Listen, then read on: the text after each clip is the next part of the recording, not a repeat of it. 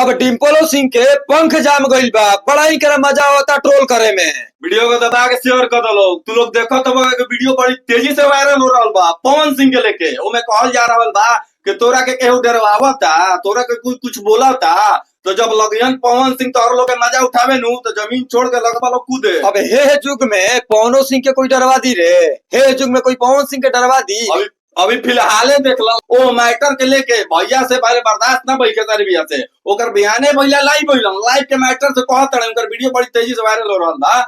अपना बड़ भाई के मजा उठाए में एक कसर नहीं कर छोड़ ले।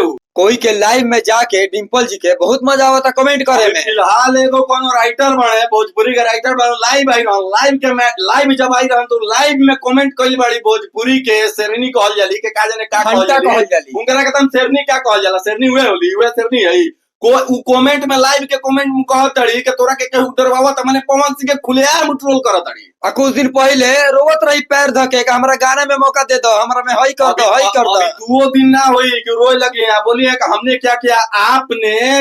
आपने जो व्यक्ति लाइव आया था आज से एक दिन पहले लाइव में आप कमेंट क्या कर रहे हैं कि तारा केहू डरवावा था? मैंने क्या करे पवन सिंह पेट्रोल पे मजा उठा रही हैं। आप कितनी बड़ी स्टार हो गई हैं। आप पवन सिंह को कोई डरवा देगा युग में? हमको बताइए ना। इनका कौन स्टार कहता है? स्टार हौसला है कि आज के डेट में पवन सिंह को डरवा देगा कोई? क्या बॉस के बाहर बॉस क्या जब पवन सिंह मजा उठाइए नो तो सब जना के पसेना फेंके लगी। इनका असलियत बताओ तनी। हम लाइव में जाके कमेंट करता हूँ स्टार बाड़ू, घंटा बाड़ू, नचनिया बाड़ू। बाकी मैं आपको बता दूं पुराना मूड में आ गई नहीं तो फिर रिलाई स्टार्ट हो जाएगी। भाई ऐसे ट्रोल किया जाता है। हालांकि एको आदमी ना कहलन कि भैया ऐसे नहीं करना चाहिए, समझाना चाहिए। सब लोग मजे उठावता लोग। जब पवन सिंह मजा उठावे लगी नू तो लोग कही नू कि इतना बड़का स्टार हई कह दिलन हऊ कह दिलन। अभी तारा मजा उठावे में खूब मजा होता है। पवन सिंह का ऐसा एक्टर एक्ट्रेस बताइए बात ऐसा नहीं बताई है। ऐसा अब छोटा मोटा चिलगोजर उनकरा से बतिया लिए हैं। भोजपुरी में उनकरा से बड़ा कोनो स्टार बा, उनकरा से बड़ा कोनो सिंगर बा, उनकरा से बड़ा कोनो एक्टर बा।